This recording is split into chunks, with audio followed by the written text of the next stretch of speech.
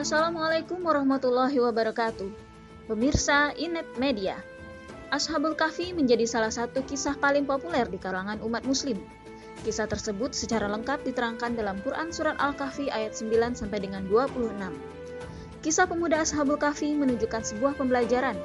Mereka menggambarkan suatu keberanian dan tekad, terlebih khusus dalam menghadapi kezaliman.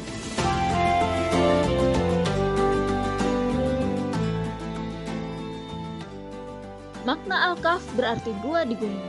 Gua semacam itulah yang digunakan oleh sekelompok pemuda untuk berlindung.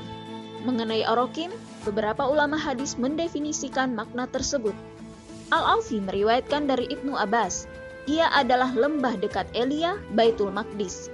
Ad-Dahhak berkata, Al-Kahfi berarti gua, sedangkan Ar-Rakim nama lembah. Sa'id bin Jubair berkata, Ar-Rakim ialah batu tulis.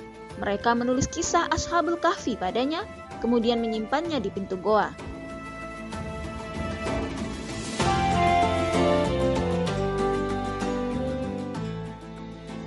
Firman Allah Ta'ala, maka kami tutup telinga mereka beberapa tahun dalam goa itu, yakni setelah mereka masuk ke dalam goa, maka kami tidurkan mereka selama beberapa tahun.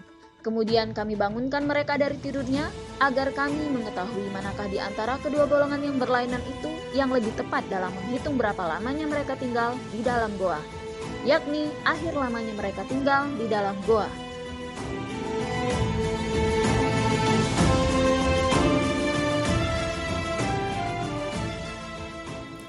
Kemudian Allah mulai memerinci dan menjelaskan kisah Ashabul Kahfi. Allah menceritakan bahwa mereka adalah para pemuda. Mereka lebih menerima kebenaran daripada para orang tua yang tinggi hati dan berkubang di dalam agama yang batil. Karena itu, manusia yang paling banyak menanggapi suruhan Allah dan Rasul-Nya ialah para pemuda. Adapun orang-orang tua kaum Quraisy, pada umumnya mereka tetap memegang agamanya dan tidak masuk Islam kecuali sedikit. Demikian pula, Allah Ta'ala memberitahukan tentang Ashabul Kahfi, bahwasannya mereka adalah kaum muda belia yang beriman kepada Tuhan mereka, yakni mengakui keesaannya dan mempersaksikan bahwa tidak ada Tuhan kecuali Allah, dan kami tambahkan kepada mereka petunjuk.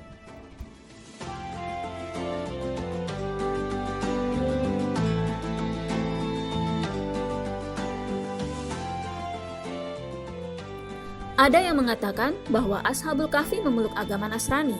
Namun yang jelas, mereka hidup jauh sebelum Al-Masih alaihi salam, karena kaum Yahudi sangat memahami cerita mereka. Dan Ibnu Abbas mengatakan bahwa kaum Quraisy mengirimkan utusan kepada para pendeta Yahudi Madinah guna menanyakan beberapa persoalan untuk menguji Rasulullah Shallallahu alaihi wasallam. Para pendeta menyuruh utusan untuk menanyakan kepada Nabi tentang cerita Ashabul Kahfi, cerita Zulkarnain, orang berpetualang, dan tentang ruh.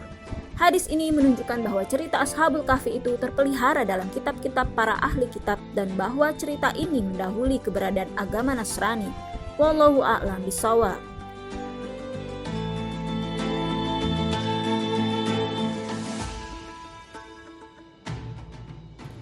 Allah Ta'ala berfirman, dan kami telah meneguhkan hati mereka pada waktu mereka berdiri, lalu mereka berkata, Tuhan kami adalah Tuhan langit dan bumi. Allah Ta'ala berfirman, dan kami menyabarkan mereka dalam menyalahi kaumnya dan dalam memisahkan diri dari penghidupan yang berlimpah, kebahagiaan, dan kenikmatan. Tidak sedikit ulama salaf dan khalaf menceritakan bahwa kaum muda itu adalah anak raja dan bangsawan Romawi. Mereka meninggalkan kaumnya yang menyembah berhala dan togut serta menyembelih ternak untuknya. Raja mereka sangat semena-mena. Dia menyuruh manusia untuk melakukan hal tersebut.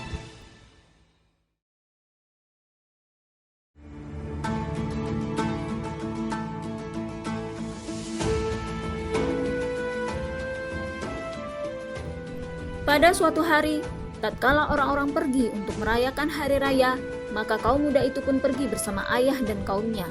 Mereka melihat kaumnya bersujud dan menyembelih bukan atas nama Allah Ta'ala. Mereka sudah mengetahui bahwa penyembelihan tidak layak dilakukan kecuali atas nama Allah, pencipta langit dan bumi. Maka masing-masing pemuda memisahkan diri. Pemuda yang pertama kali memisahkan diri itu duduk di bawah pohon. Kemudian bergabung pula pemuda yang lain, lalu pemuda berikutnya. Padahal pemuda yang satu tidak mengenal pemuda yang lainnya. Sesungguhnya yang mempersatukan mereka di sana ialah Zat yang mempersatukan hati mereka dalam keimanan. Rasulullah Shallallahu Alaihi Wasallam bersabda, ruh-ruh itu ibarat bala tentara. Apabila saling mengenal, maka akan rukun. Dan apabila tidak saling mengenal, maka akan berselisih. Hadis riwayat Bukhari Muslim.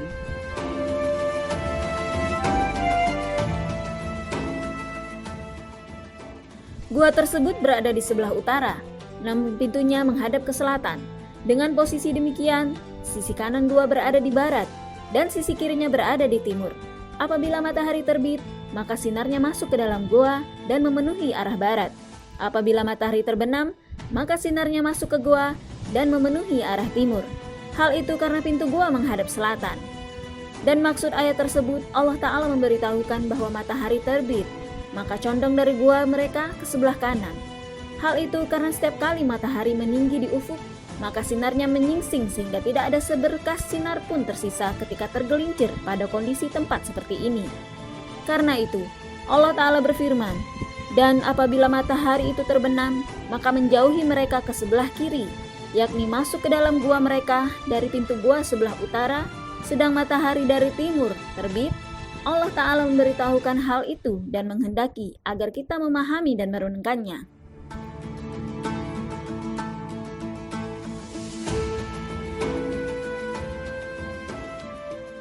Firman Allah Ta'ala, sedang mereka berada pada tempat yang lapang dalam gua, yakni mereka berada di tempat lapang dalam gua, sehingga sinar matahari tidak mengenai mereka. Itu adalah sebagian dari tanda-tanda Allah. Dia menunjukkan mereka ke gua itu dan menjadikan mereka hidup di dalamnya. Sementara matahari dan angin masuk ke dalamnya agar tubuh mereka tidak rusak. Kemudian Allah Ta'ala berfirman, barang siapa yang ditunjukkan Allah, maka dialah yang mendapat petunjuk.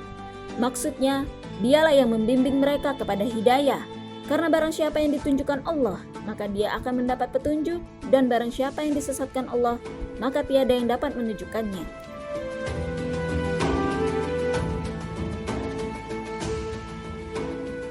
Tatkala Allah menidurkan mereka, Dia pun berkehendak untuk membiarkan mata mereka terbuka, padahal mereka tertidur. Karena itu Allah berfirman, dan kamu mengira mereka itu bangun padahal mereka tidur. Firman Allah Ta'ala, dan kami balik-balikan mereka ke kanan dan ke kiri. Ibnu Abbas berkata, jika mereka tidak dibolak-balikan, niscaya mereka dimakan rayap. Firman Allah Ta'ala, sedang anjing mereka mengunjurkan kedua tangannya atau kaki depan di muka pintu gua, sebagaimana yang biasa dilakukan anjing. Ia duduk di dekat pintu gua bagian luar, karena kalau anjing itu berada di dalam, malaikat tidak akan masuk. Dalam hadis dikatakan, malaikat tidak akan masuk ke dalam rumah yang ada anjing di dalamnya.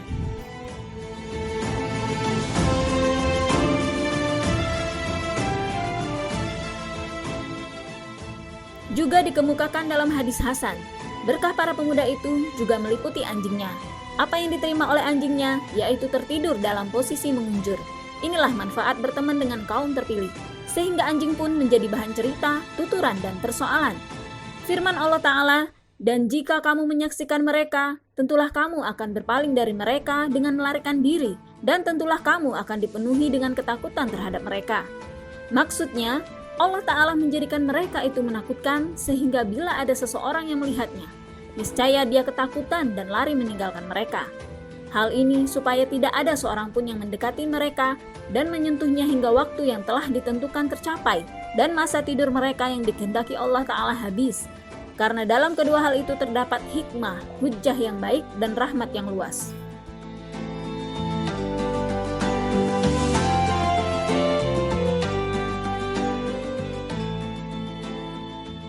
Allah Ta'ala berfirman, sebagaimana kami telah menidurkan mereka, kami pun membangunkan mereka guna menyehatkan tubuh mereka, memberitahukan keadaan mereka, dan menghibur mereka. Tidak ada satu perkara pun yang hilang dari mereka, padahal mereka telah tinggal selama 309 tahun. Karena itu, mereka saling bertanya di antara mereka sendiri, sudah berapa lamakah kamu tinggal? Yakni, sudah berapa lama kamu tidur? Mereka menjawab, kita telah tinggal sehari atau setengah hari. Mereka mengatakan demikian karena mereka masuk gua pada permulaan siang dan mereka dibangunkan pada akhir siang. Karena itu, mereka menyempurnakan jawabannya dengan atau setengah hari. Yang lain berkata, Tuhan kami lebih mengetahui berapa lamanya kamu tinggal, yakni Allah Maha mengetahui persoalanmu.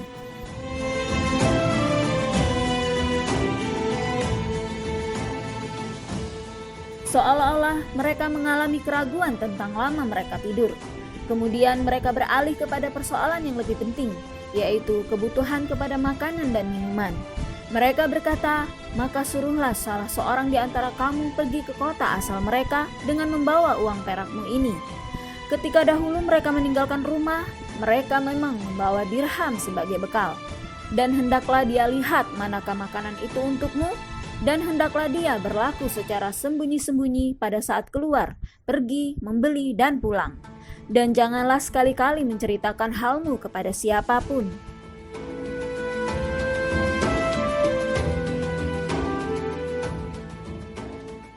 Sesungguhnya jika mereka dapat mengetahui tempatmu, niscaya mereka melemparmu dengan batu atau memaksamu kembali kepada agama mereka.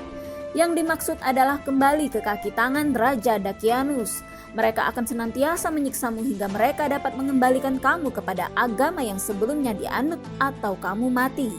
Jika kamu setuju untuk kembali kepada agama orang kafir, maka tiada lagi kebahagiaan bagimu di dunia dan akhirat. Karena itu Allah berfirman, dan jika demikian niscaya kamu tidak akan beruntung selama-lamanya.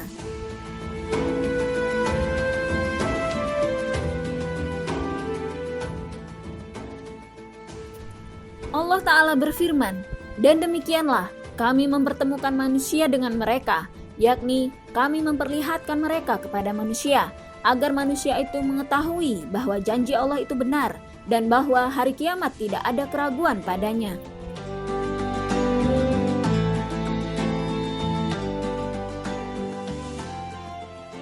Tatkala salah seorang di antara mereka pergi untuk membeli makanan, dia memasuki sebuah daerah. Dia tidak mengenalinya. Dia melihat bahwa negeri itu bukan seperti negeri yang dahulu dikenalnya. Demikian pula dengan penduduknya. Dia menduga telah terjadi penghapusan generasi secara total. Sebenarnya tidak terjadi hal demikian. Manusia hanyalah berganti masa demi masa dan umat demi umat. Kemudian dia berpikir untuk segera meninggalkan daerah itu.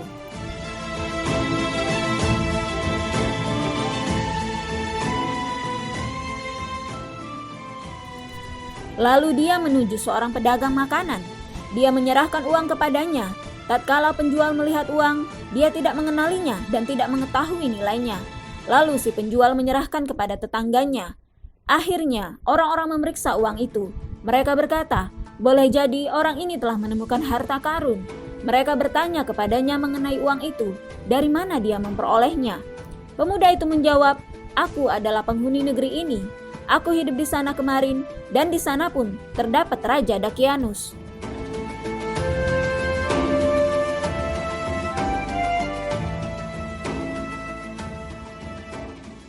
Maka orang-orang menuduhnya gila. Mereka membawanya kepada raja. Dia memeriksa ihwalnya. Si pemuda pun memberitahukan urusannya. Raja bingung terhadap perilakunya serta keadaannya. Maka berangkatlah sang raja beserta pengikutnya hingga mereka tiba di goa. Dia berkata kepada mereka, biarlah aku yang masuk terlebih dahulu ke dalam gua untuk memberitahu sahabat-sahabatku. Pemuda itu pun masuk.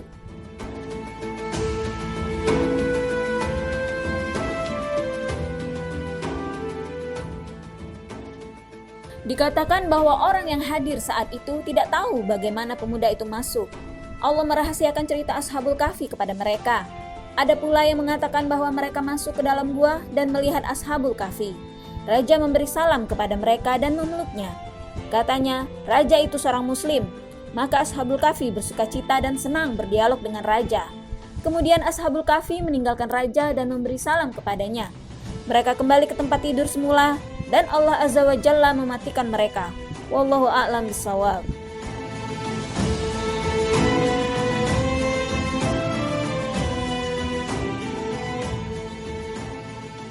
Allah Ta'ala menceritakan 3 pendapat tentang jumlah Ashabul Kahfi.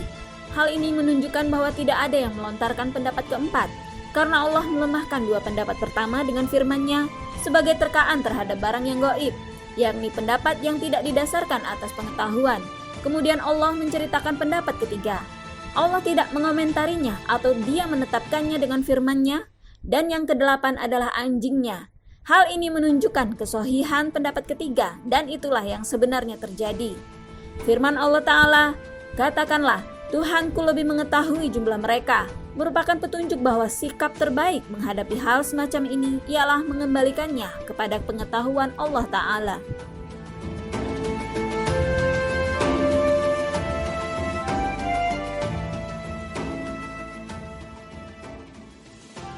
Firman Allah Ta'ala, tidak ada yang mengetahui jumlah mereka kecuali sedikit. Qatada berkata, Ibnu Abbas berkata, aku termasuk orang yang sedikit yang dikecualikan Allah Azza wa Jalla, jumlah mereka adalah 7 orang.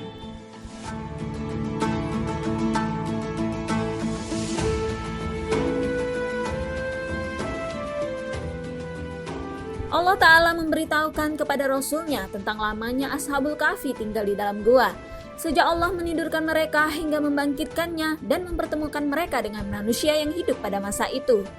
Sesungguhnya lamanya mereka tinggal ialah 309 tahun menurut perhitungan Komariah dan 300 tahun menurut perhitungan Syamsiah. Jumlahnya berbeda karena perbedaan antara perhitungan Komariah dan Syamsiah untuk setiap 100 tahun adalah 3 tahun. Karena itu Allah Ta'ala berfirman, 300 tahun ditambah 9 tahun.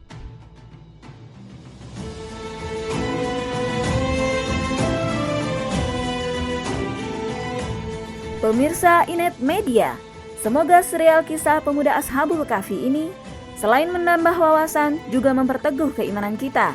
Jazakumullah khairan atas perhatian Anda. Wassalamualaikum warahmatullahi wabarakatuh.